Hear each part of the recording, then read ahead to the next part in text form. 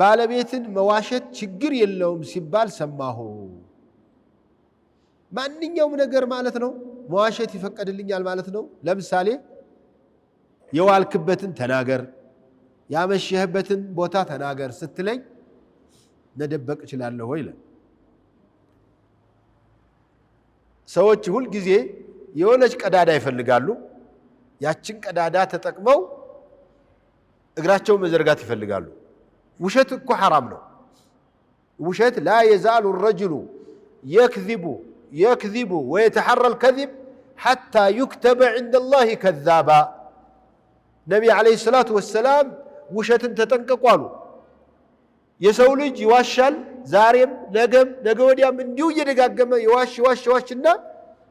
መጨረሻ የሚያረጋቸው ነገሮች ሁሉ ውሸት ይሆናሉ መዝገቡ ውሸታም ይባላል ያን መዝገብ ለማስቀየር ለማስለወጥ በጣም ልፋት ይፈልጋል ስለዚህ ውሸት ላይ በጣም መጠንቀቅ ያስፈልጋል ስለዚህ ውሸት የሚፈቀድባቸው ነገሮች አሉ ምን አይነት ለምሳሌ አሁን የሆነ ሰው ሊገለው አንድ ሰው ያባረረ በዚህ አምልጦ ተሻግሮ ሲሄድ አየህ እንዲህ ያለ የለበሰ መነጽር ያደረገ የሚያነክስ የሆነ ነግሮ ያ ሰውዬ መሆኑን የሚያታውቅበት ነገር ነግሮ በዚህ ሲሄድ አየው አለ አረ በፍጹም አልሄድም አረ አላየው ስትሄድ እኮ አይተኸዋል ውሸት ይቻላል ሁለት ሰዎች በጣም ሊጣሉ የማይገባቸው ሰዎች ተጣልተው አገኛቸው ልታስታርቅ ገባ አንዱ ምን ይላል ይሄ እኮ አይወደኝም ገሌ እኮ ይላል እሱም በጣም ነው የምጠላው ብሎ ሊሆን ይችላል ግን አንተ አትበለው በጣም ለሚወድህ ሳያይህ ከዋለ እንቅልፍ ያጣል ብለህ ንገረው ምን ችግር አለው ከዚያ በኋላ ይለየል ይወድሃል አንተን አይጠላም ባልና ሚስት ብዙ ጊዜ የሚጠያየቁት ነገር አለ ሁል ጊዜ ትወደኛለህ ትላለች በድንገት አንተ ተበሳጭተህ ዱንያው በሙሉ ውስብስብ ብሎብህ ተበሳጭተህ ባለህበት ትወደኛለህ ስትልህ ምን ትላታለህ ማክሽ ተይ ካልካት አለቀልህ ውጭም ውስጥም ያለው በሙሉ ጨለመብህ ማለት ነው አዎ አንቺ እንጂ ሌላ ምን አለኝ ላትወዳት ትችላለህ ደግሞ መጠየቅ የሌለበት ቦታ ሁሉ ሊጠይቁ ይችላሉ እነሱ ውጭ ያለህን አህዋላ ያቁማ ስለዚህ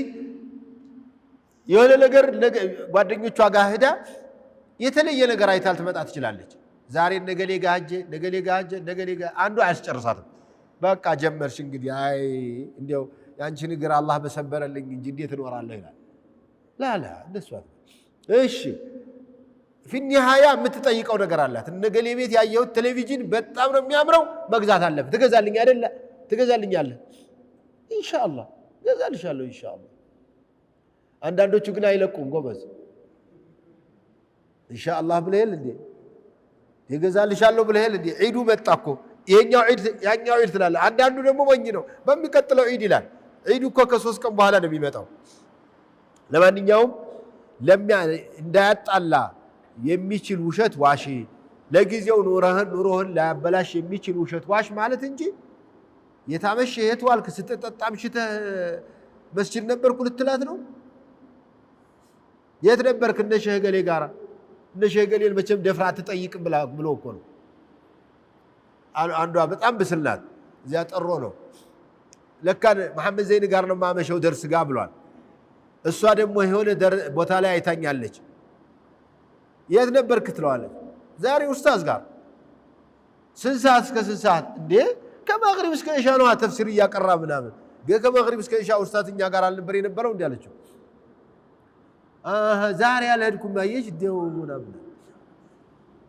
ሄዶም ማያቅ ማለት ነው ሄዶም ላያቅ ይችላል ውሸት በተለይ ውሸት